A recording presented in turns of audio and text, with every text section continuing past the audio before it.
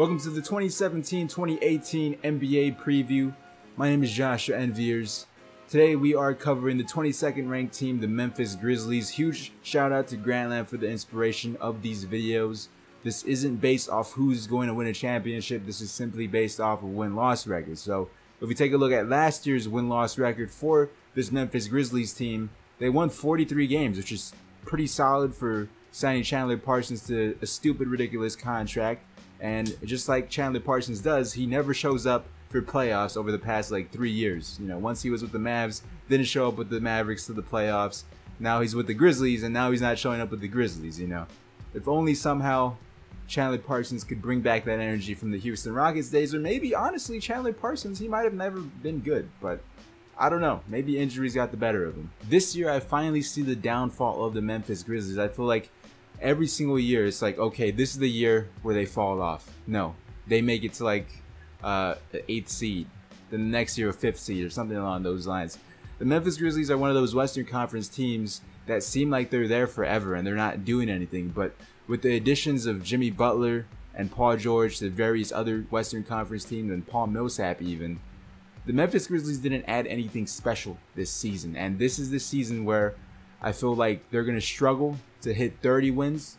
Maybe if they're lucky, they'll win 34 wins. I don't see them hitting 40, and I hope they prove me wrong, because the Memphis Grizzlies tend to prove a lot of people wrong. You know, the Memphis Grizzlies are a team that people overlooked, and right now I'm overlooking them because of the new exciting teams that the Western Conference has now. Marc Gasol and Mike Conley are the only two notable players on this team, and this team goes as far as they go.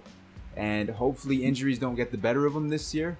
But let's take a look at the offseason moves to understand what the Grizzlies are going through. And let's take a look at the rotation to understand my positioning of the Grizzlies. So here's what the Memphis Grizzlies did in the offseason. It wasn't much, but they were able to get Tyreke Evans and Ben McLemore.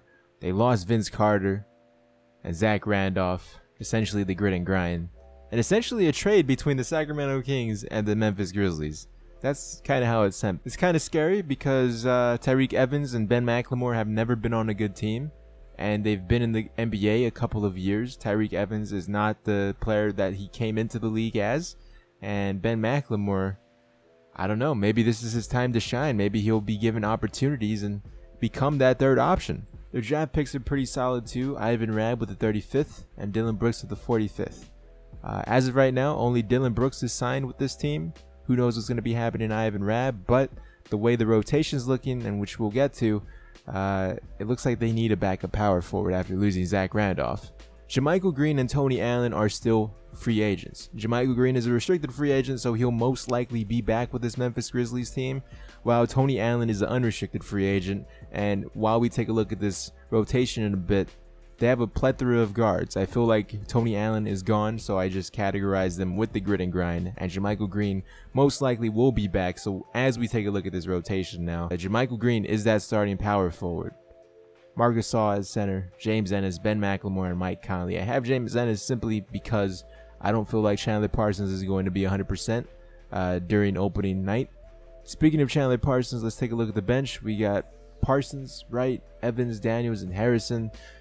I said earlier there's a lot of guards on this team. I just couldn't fit them all on this graphic, so here are the players that I feel like will be getting the most minutes. There's a lot of variables that go into this rotation and what they lost and what they acquired, so this is why I have the Memphis Grizzlies as low as they are, especially in the Western Conference. The Western Conference is kind of stacked. So as you can see, they're not the same team as they were last year, and I don't believe guys like James Ennis, Jarrell Martin, Ben McLemore even, I don't feel like these guys could take the replace of guys like Zach Randolph, and who knows what's going to happen with Tony Allen. Hopefully he resigns. Who knows what's going to happen with him, but they need some of that grit and grind that they lost with these veterans, and losing these veterans asks a huge question for this Memphis Grizzlies team. So who steps up for this Memphis Grizzlies team?